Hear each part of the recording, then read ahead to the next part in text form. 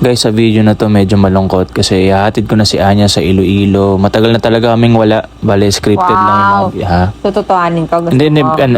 Iwalay na pala tayo kailangan natin ng issue para Hindi ako aware. para sa views. Hindi, tutuhanin na lang natin. Sige, maghiwalay. Joke lang, guys. Gawan niyo po kami ng issue. Yung ako lang po kunwari isa magta-travel. Let's go. Kakasal ka na. Iiwan mo na ako. Isa. Tara, samahan nyo kami sa aming Mema mini vlog. So pupunta nga pala kami ng Iloilo. Tapos hindi na tayo. Wag naman. Nandito kami ngayon sa Terminal 2 mga kaibigan na si Anya. Tamang food trip lang kami almusal kasi madaling araw nung oras na ito. At yan. Ito, di ba, goods. Tapos, ito, hindi ko na alam sinasabi ko. Magsalita ka naman. Ako lang ang nagsasalita dito. Kwento natin dalawa to. Tapos ako lang nagsasalita. Ayan, kaway-kaway siya dyan. Hindi ka naman nauuwi ng Cavite. Sorry, uy, tita. wag naman. Ito. On board na yan. Yan. Papunta na kami sa aeroplano. Yes. Tamang picture siya dyan. Wow. Pwede na pang story. Pwede talaga. Yan, nakaupo na kami sa aeroplano. Malamang. Malamang. Sa upuan? Tapos ito yung bintana. Ayan na, lilipad na kami dito. Tapos Kaka-autumns mo yan eh. sabi maganda yung view pero mas maganda ka sa view. Diba? At ano yun, lalabas yung magandang view.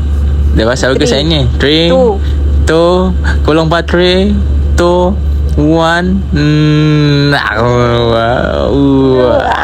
Sabi ko naman sa iyo. Uy. Ay. May mga botong nanonood sa atin. Asa na yan? Nasa Iloilo. Nasa Iloilo na kami.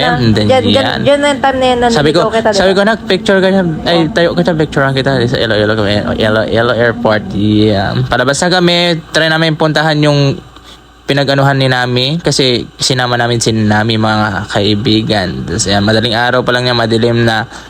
Sadly, na-delay ang flight ni Nami. So, hanap muna kami ng may stayan na malapit. Yun, napalunok pa ako kasi hirap magsalita ng tuloy-tuloy. Tama lahat kami. Oh shit. Ha? Bakit? At least sa amin may traffic. Yun yung may pagmamalaki ko sa Cavite. Sabi niya kasi morning, wala talaga. Tamang flex lang siya ng highway dito sa Iloilo kasi napakaluwag. At ito na nga si Nami. Yes. Sinama namin ng aming baby girl. Hello, baby girl na son.